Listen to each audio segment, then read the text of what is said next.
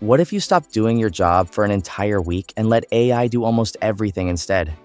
That was the challenge I gave myself. For the next 7 days, every task had to go through one simple test. Could AI handle it?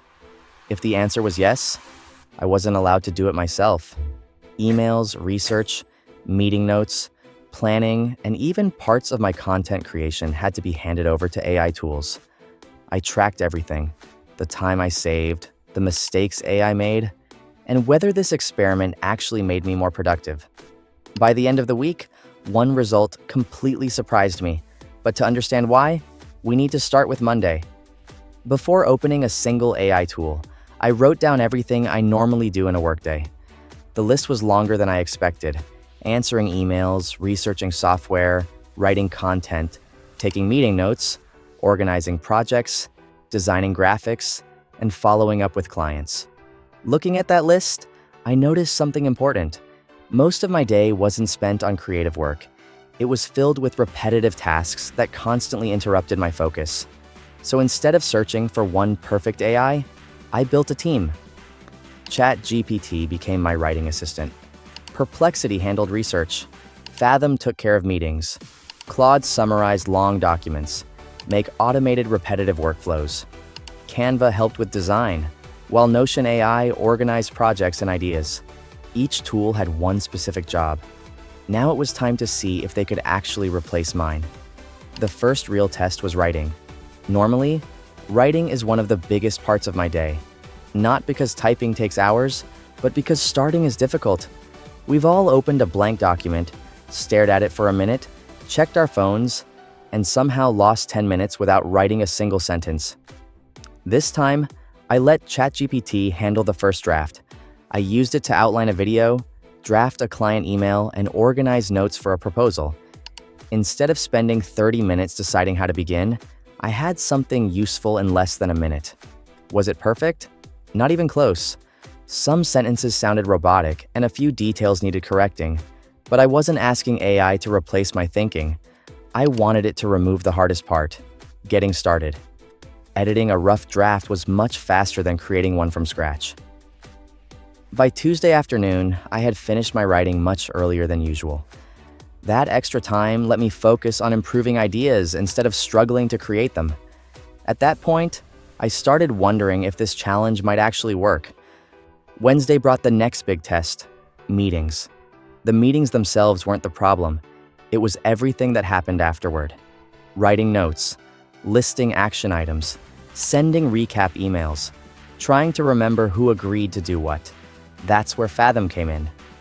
It automatically recorded each meeting, created a transcript, highlighted key moments, and generated a clear summary with action items before I had even left the call. After one client meeting, I compared its notes with my own. To my surprise, they were almost identical. I corrected one small detail, copied the summary into an email, and hit send.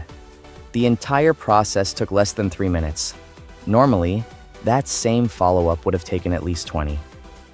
For the first time in years, I finished a meeting and immediately moved on to my next task instead of spending extra time organizing everything. By the middle of the week, I'd already saved several hours. More importantly, I felt less mentally exhausted because I wasn't constantly switching between small administrative tasks. But the biggest surprise of the experiment hadn't happened yet. On Thursday, AI stopped acting like a helpful assistant and started working even when I wasn't. Thursday was the turning point. Up until now, AI had been helping me complete tasks faster. Now it was about to complete tasks without me. The first tool I relied on was Perplexity. Instead of opening Google and jumping between 10 different websites, I asked one question and received a clear answer backed by source links. I used it to compare AI scheduling tools, check industry statistics, and research software for an upcoming project. The biggest difference wasn't speed, it was focus. Normally, research sends me down endless rabbit holes. One article becomes 5, then 20 minutes disappear. With Perplexity, I got the information I needed in one place and could immediately verify the sources if something looked questionable. By lunchtime, I'd already finished research that normally would have taken most of the afternoon. Then I moved on to the part of my job I dislike the most: repetitive admin work. That's where Make completely changed the experiment.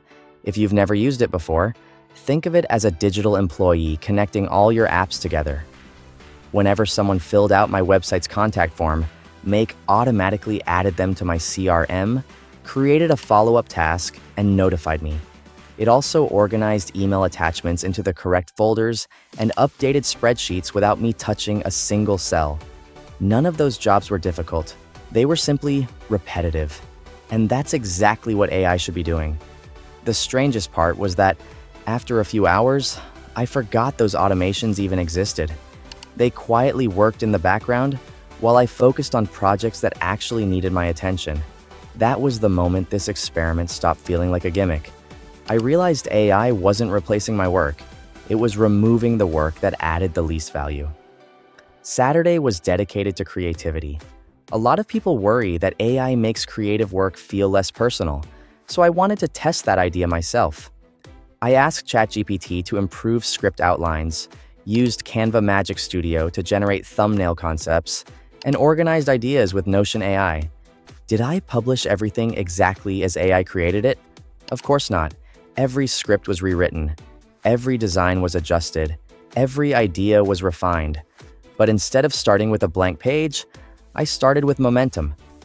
That small change made a huge difference. Creative work wasn't faster because AI was smarter than me. It was faster because I spent less time staring at an empty screen wondering where to begin. By Sunday evening, it was finally time to review the results. ChatGPT dramatically reduced the time I spent writing first drafts. Perplexity made research faster and more organized. Fathom eliminated almost all of my meeting follow-up. Claude summarized lengthy documents in minutes. Make automated repetitive workflows that I normally handled myself. Canva sped up design tasks, while Notion AI kept projects organized throughout the week. When I added everything together, I'd saved just over 30 hours. Honestly, I expected AI to make me a little more productive. I didn't expect it to completely change the way I approached work. But the biggest benefit wasn't the extra time. It was the extra attention. Instead of jumping between emails, notes, spreadsheets, and reminders, I spent more time thinking, solving problems, and making decisions. Those are the parts of my job that actually matter. So, can AI replace your job? After 7 days? My answer is no. At least, not for most people. What it can replace are the repetitive tasks that quietly consume your day. The first drafts, the research, the meeting notes, the admin work, the endless copy and paste jobs nobody enjoys. That's where AI creates the biggest impact. If you're thinking about using AI at work, don't install 20 tools overnight. Start with one. Use it every day for a week. Learn what it's genuinely good at, then gradually build your own workflow. That's exactly how this experiment began, and it's completely changed the way I work. Now I'd love to hear from you.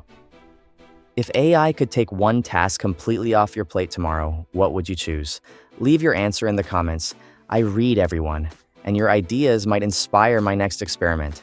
If you enjoyed this video, subscribe to AI Stack HQ for more real-world AI tests, honest tool comparisons, and practical ways to work smarter. Thanks for watching, and I'll see you in the next one.